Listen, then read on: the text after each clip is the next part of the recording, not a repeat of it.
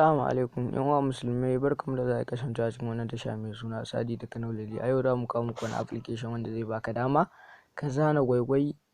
Idan ka zana ka shiga cikin kayan masa ka gyara shi, ka haɗa shi ka dawo da shi gwaigwai yana tafiya yana motsi. Sai ka manta idan yau ne farkon zan kawo na tasha ka danna mana alamar subscribe, ka danna mana alamar like. Mungode. Yau mu daga farkon shirin har ƙarshe.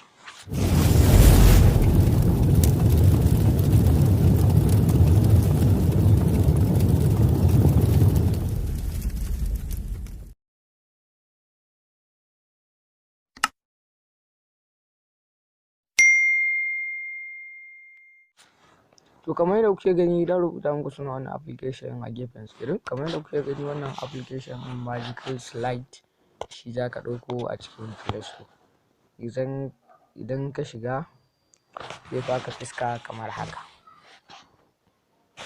Idan wannan application ya buɗe za ka danna start. Da farko kamar yadda kuke gani idan muna so mu yi zane da baki ne to da mu bar shi haka, in kuma muna son mu kala wannan rawun ɗin da kuke gani za mu shiga cikin wannan rawun ɗin. Idan muka shiga cikin wannan rawun ɗin za mu zaɓi kala da muke so. Ina zane ina so in yi shi da ja ne. A misali ake da mu zana gwaigwai haka, nan mun zana ido, nan hanci, nan kuma baki. To wannan gwaigwai a misali a ce mun yi haka. Mun yi haka mun zana gwaigwai ko kuna gani? To muna so mu masa style, za mu zo mu ƙara danna wajen kalan nan. To mu masa style, sai da mu masa style da blue.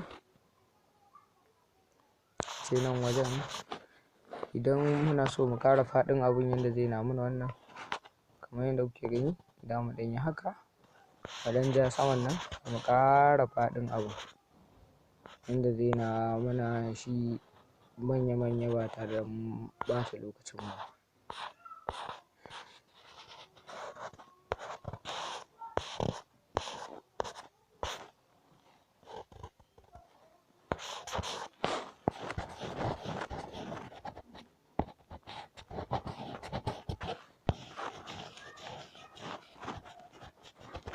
Na san za ku ce editing ɗin bai yi kyau ba, kun san da ke kowa da yanayin zanen da ya iya.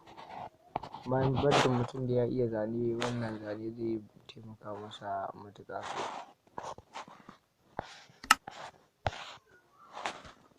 Kamar yadda kuke gani yanzu da mu danna wannan nan waje shi ne zai baka daman kai saving.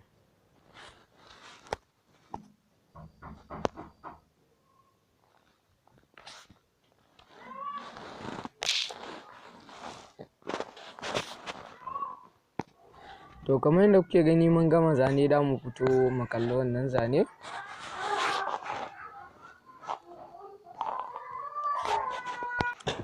To kamar yadda kuke gani yanzu za mu shiga wajen hoto mu kalli wannan zane da muka yi. Yanzu kamar yadda kuke gani ga zanen nan da muka yi, za mu je cikin application mai yankewa ba mai yanke gefe-gefen nan, wato auto photo character nan. In muka shige shi zai kawo mana zaɓuka kamar haka, da mu danna gallery. Idan ya bamu gallery za mu shiga mu ɗauko wannan zane da muka yi. Yanzu dai a misali ga wannan zane da muka yi, da mu buɗa shi, da mu je mu yi editing nashi.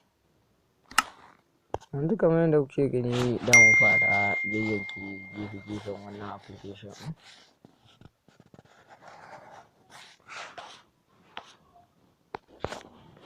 To kamar yadda kuke gani gashi yanzu mun gama zane, da mu danna wancan gutun da yake sama.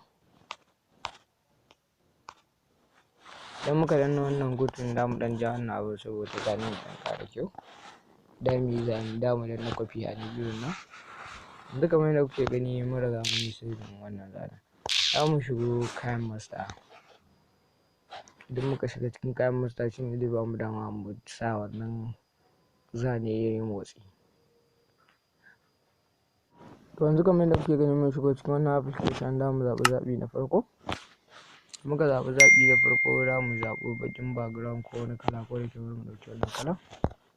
Idan muka ɗauki wannan kalan zai ba mu dama mu shiga cikin layer, mu shiga cikin media. Sai mu ɗauko wannan application da muka yanke, yanzu za mu juya shi domin ya zamanto mun dawo da shi mai motsi. Don duk kamar yadda kuke gani za mu koma da wannan application baya, za mu yi haka, mu jawo wannan,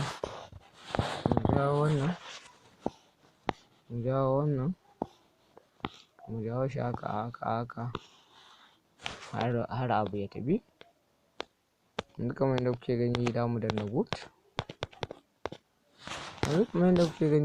good. Da mu yi play, kun ga yadda zaɓen mu ta kaya, ga abun mu yana tafiya. Kar ka manta idan yau ne farkon zuwa ka cikin wannan tasha, ka danna mu da alamar subscribe, ka danna